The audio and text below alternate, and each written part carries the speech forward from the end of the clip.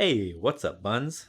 This is going to be the first of the series of videos for portfolio pieces that I'm going to be coming up with. I already have the overall view of what I'm going to do, my plan for the whole portfolio. I pretty much took a location from a story that I have in mind, and all the characters that are associated with that location, and I'm going to design out all of those characters, and a bit of the actual location itself. The cover for the entire portfolio is actually going to be more of an illustration of the location, the father, and the daughter when she's younger. But because that's sort of a bigger thing and I want that to look really nice, it's not going to be this piece. This is going to be the easiest piece in the portfolio. The reason for this is because I am very, very rusty. It has been years and years since I've done any full painting, other than a single commission that I had done half a year ago. So the design for this is the mascot for the channel. I've had this design for a long time. There's alterations I've done over time, but it was the clear beginning piece to work with because I didn't have to do the work of coming up with it all so much. I've already done a lot of that, and I even did a lot of more recent sketches to help solidify it. Now, how I'm actually going to break this video down is I'm just going to hop around at various points and talk about what I'm doing, because the amount of time I actually took to do this painting was very long. Even at a very fast time lapse, the video is still over 30 minutes. Even with what I'm doing here, it's going to be a lot of jarring movements. I really want to keep the video to that 5 to 10 minute range. I'm assuming no one wants to hear me rambling for past that. I don't want to hear that, so we'll leave it there. If people want to see the entire process, the whole thing, I can upload that as a separate video if people ask for it, but otherwise, I'm going to leave it with this. I don't think it needs to be more than what I'm going to do here, where I'm just pointing out, I think, the most intriguing or interesting parts of the process.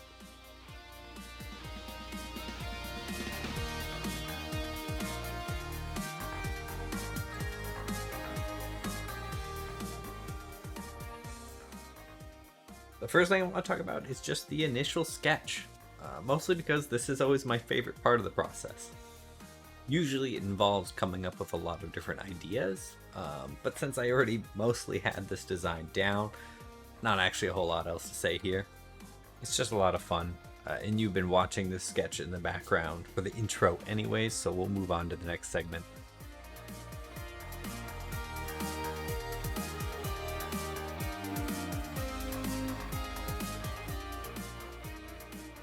Alright, so the values and colors. The method I use is gradient maps because I'm terrible at colors. And this means I could just focus on the values, get the colors sorted after the fact. Marc Brunet has a really good video on this method that I will link to in the description.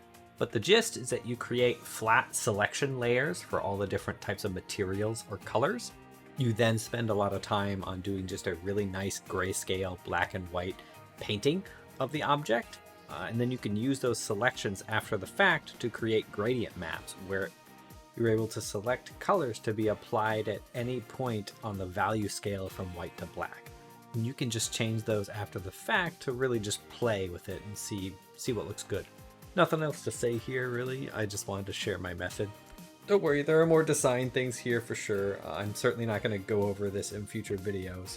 Just feels appropriate to show kind of how I came about making this for this first video.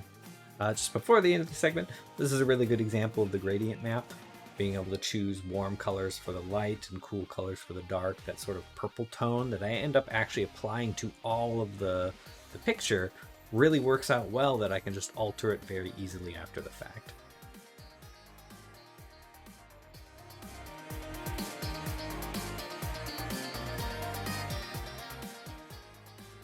Alright, now we've actually moved on to a design segment of this piece. It was specifically the horn. It just looked bad. I didn't like it. And I couldn't put my finger on what was going on with it. So I did a few mock-ups of something that I had more in mind with it. Now the horn was a more recent development. As you can maybe tell, like if you look at my banner on my channel, it's a completely different horn there. That was done like a year ago. And I just never liked the plain unicorn horn. The reason I even put a horn in the first place is I didn't want her to just keep her as just a bunny girl. I really wanted to emphasize a little bit of fey nature, but not necessarily have it be magical. I just wanted to keep her as like an other. She grew up being somewhat ostracized, and I really wanted that to be a little more pronounced by something that looks a little more, not monstrous, but like animal than just big ears and tail. And this creates a nice connection that when she was young and ostracized, she ends up finding this little rabbit who also has a horn, and she creates a bond with it. And this is where the rabbit in this picture comes from. The importance of it and what it means to her. It's been her childhood friend, basically. But still, part of it is just the original horn looked really bad. As you can see from these two images, it exemplifies why thumbnailing is very important and a really good plan for coming up with ideas.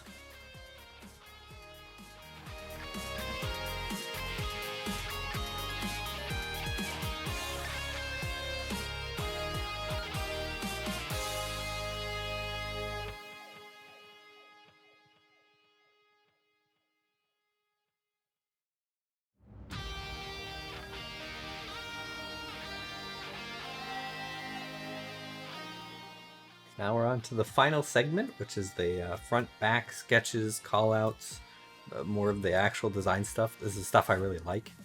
Now, again, this was the easy start one because I've already kind of sketched and drawn out all of these things in the past, and it felt unnecessary to redraw them. I think they actually look pretty nice.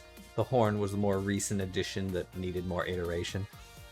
Talking more specifically about the character and the design of it, since I'm sketching it out here, I really wanted it to be very round, like it's clearly a friendly character. The ears progressively got larger and larger over time because to me it really emphasizes this kind of goofy, almost Dumbo look to her because she's a goofy character. And I also think it just helps her silhouette really stand out.